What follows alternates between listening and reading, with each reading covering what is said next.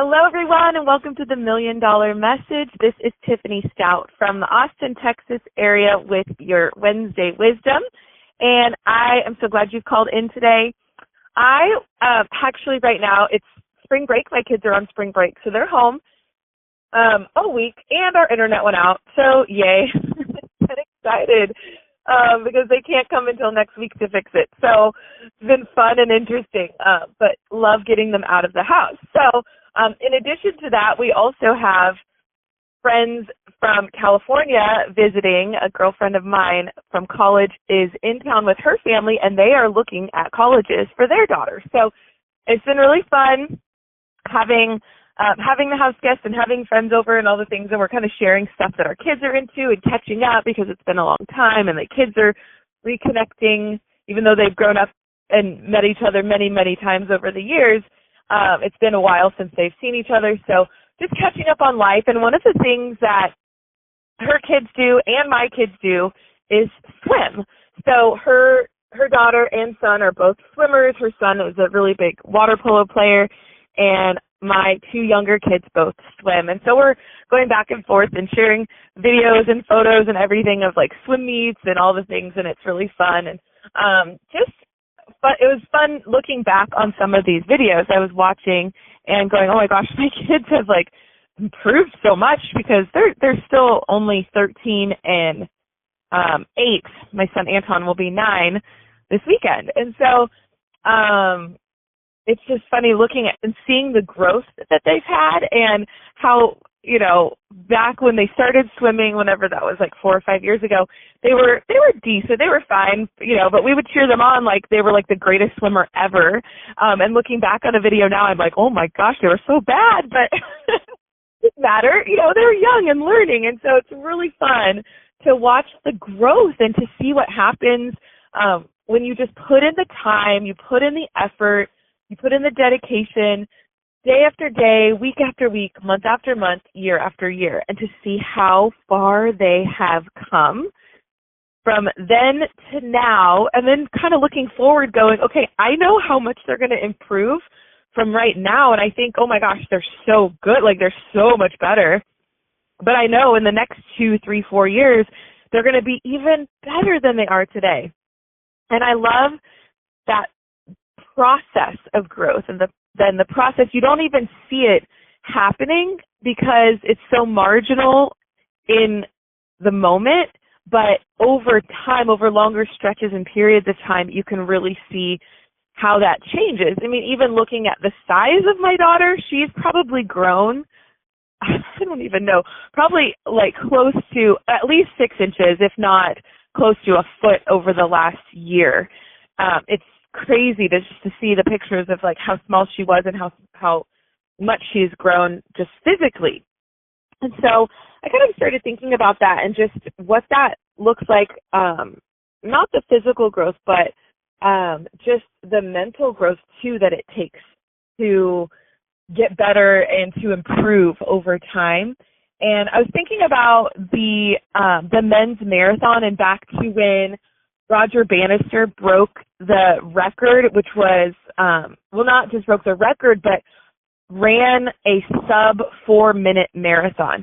So back when he did this, which was in the 50s, 1954, it hadn't been done. Nobody had ever done it, and so people just thought it couldn't be done. Like people actually thought it was a physical limitation, not just like a mental obstacle or hurdle, but they literally thought that men in general, men and women, men were incapable of running a sub 4-minute mile until he did it. So he did it. He ran under a mile in under 4 minutes. And then wouldn't you believe that, let's see, it was, sorry, I'm looking at my notes. It was 46 days later, someone else did it. So all it took was one person doing it for the limiting belief to be ripped off and for people to go, oh my gosh, wow, this can be done. Like if it could be done by one person, it could be done by another, and maybe I could do it. So now to this day, I just saw that on February 17th of this year, one of the fastest runners in the world. He's a Norwegian runner. You might have seen him in the last Olympics. I think it's Jakob Ingebrigtsen. I think that's how you say it. Anyway, he just ran an indoor mile in 3 minutes 45.14 seconds. So that's pretty crazy, and holds that record now.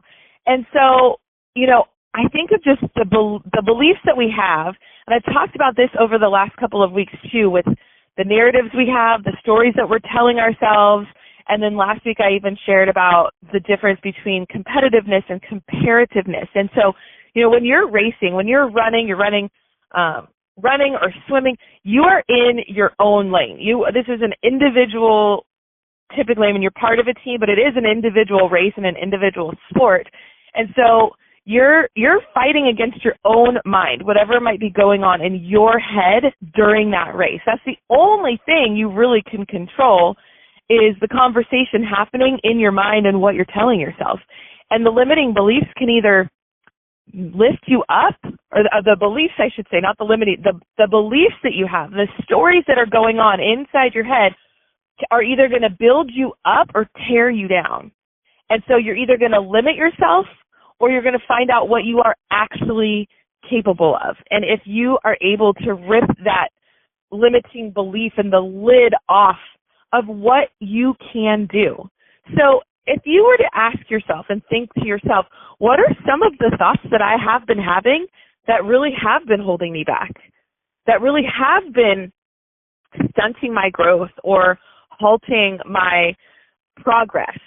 What are some things that I could change? What are some thoughts I could think differently in order to take the limits off of what I am capable of, and that will allow you to continue to grow, so that you can look back on photos and videos of yourself a year from now and go, oh my gosh, I am so different. I have grown so much.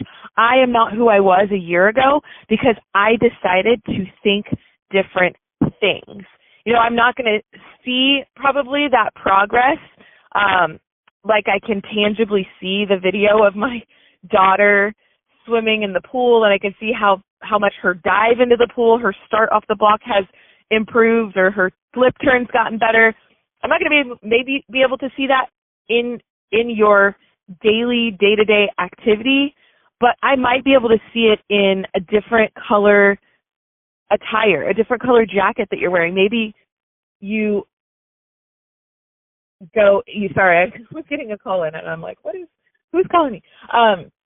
I might see it in you moving into a red jacket, or you might be moving into a director suit, or your car might change. You might be able to look back and actually, yes, see something tangibly different in who you are today versus who you are becoming tomorrow.